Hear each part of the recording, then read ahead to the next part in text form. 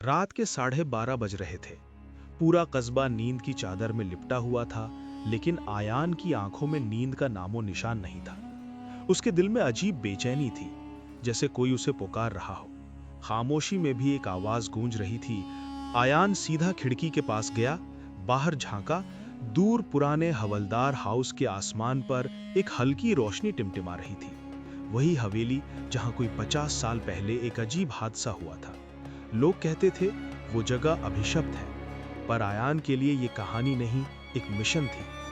3 महीने से वो इसी रहस्य को सुलझाने की कोशिश कर रहा था। किसी को याद नहीं था कि उस रात वहां क्या हुआ था, बस इतना सबको पता था, किसी की सच्चाई वहीं दफन कर दी गई थी। पहला मोड़। आयान की जिंदगी में यह सब तब शुरू हुआ जब उसे अपने बाबा की पुरानी डायरी मिली। डायरी की आखिरी लाइन थी, अगर सच जानना है तो हवेली का दरवाजा आधी रात को खटखटाना, पर याद रखना हर सवाल की कीमत होती है। उस दिन से आयान की दुनिया बदल गई। उसके अंदर डर और जज्बा दोनों भर गए। उसे डर भी था, पर क्यूरियोसिटी ज्यादा थी।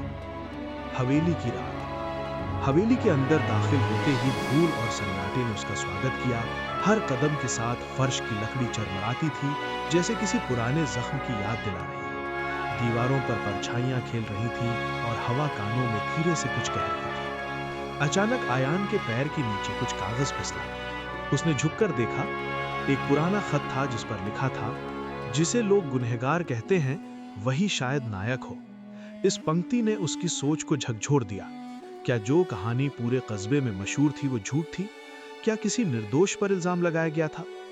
जुनून बन गया सफर। आयान ने हर सुराग को जोड़ना शुरू किया। जब लोगों से पूछा तो सबने कहा, बेटा उस बात को दफन रहने दो, वहां मत जाना। मगर उसके अंदर की आवाज कहती थी, अगर डर ही जिंदगी का रास्ता तय करे तो इंसान खुद की परछाई भी खो देता है। दिन रात खोज में लगा रहा। पुरानी फाइलें, अखबारों की कतरने, बुजुर्गों की यादें, सब जोड़ता गया जैसे पजल के टुकड़े। सच की झलक। एक दिन गांव के बुजुर्ग हजरत करीम ने उसे बुलाया। उन्होंने धीरे से कहा, तू जिस नाम की तलाश में है वो तेरे खून का हिस्सा है। आयान की सांसें थम गईं। क्या मतलब दादाजान? हजरत बोले, तेरे बाबा को लोगों ने गलत आरोप में फंसाया था। जिस हादसे को सबने गुनाह समझा वो असल में एक बलिदान था। आयान के पैरों तले जमीन खिसक गई। वो हवेली दरअसल उसके परिवार की सच्चाई छिपा रही थी। एक इंसान की कुर्बानी जिसने दूसरों की जान बचाने के लिए अपनी बदनामी मोल ली थी। आखिरी सामना। आयान उसी हवेली में आखिरी बार लौटा। कमरे के बीच खड़ा होकर बोला, बाबा आज मैं सच दुनिया के सामने ला कर रहूंगा। दीवार पर लगी तस्वीर के पीछे उसे एक लोहे का डिब्बा मिला।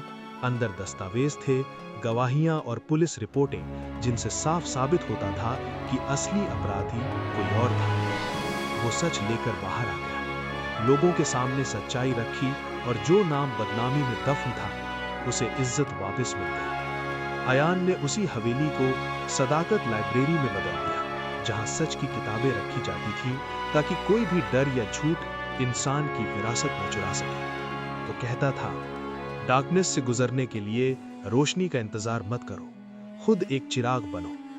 लोग जब उससे पूछते, तुम्हें डर नहीं लगा? वो मुस्कुराकर जवाब देता, डर इंसान को रोकता है, पर जब मकसद बड़ा हो तो डर खुद रास्ता छोड़ देता है।